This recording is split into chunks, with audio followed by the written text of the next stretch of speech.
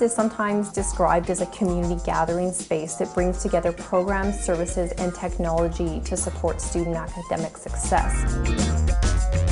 Learning Commons, in my mind, is a really exciting space. It's a space that's both physical and virtual. It combines the collaborative richness of a library with the technology-laden richness of a technology lab. Learning Commons really feels like it belongs to everybody. Learning Commons develops community.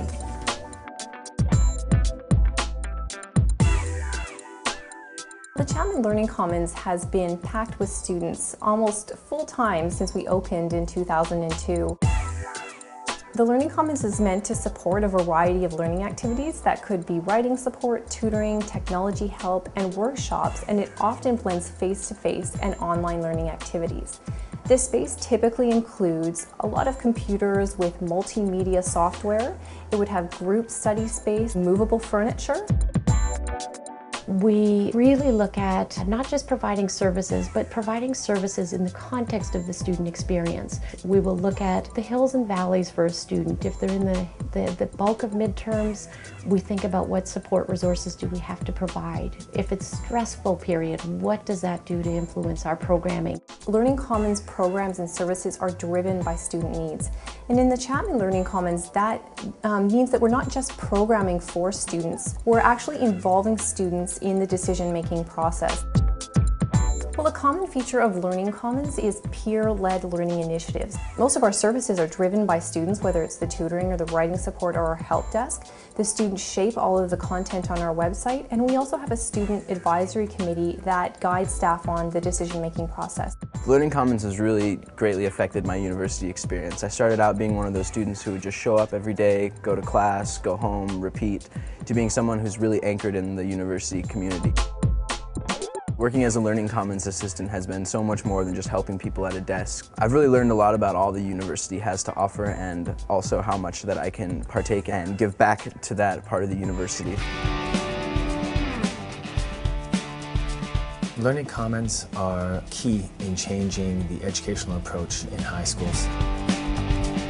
There's been a lot of talk around 21st century learning, a lot of writing about where we have to move from a content-based to a process-based approach to education, to a delivery system that emphasizes skills that are collaborative in nature, that help kids become better critical thinkers and access the skills they'll need for the 21st century. The Learning Commons is a place where this can happen. It's a space that's unique in the sense that it is facilitated by a librarian who's more of a learning coach and a knowledge broker. Anything that has to do with learning really has to find its starting point from the librarian within that library. The key about the Learning Commons, it really emphasizes that no child is alike, that everyone is going to learn differently at different rates. It is so exciting to address the library as a place where children can connect to the world and children can connect to their own passions. Part of the shift of moving from a traditional school library to a Learning Commons was my physical collection.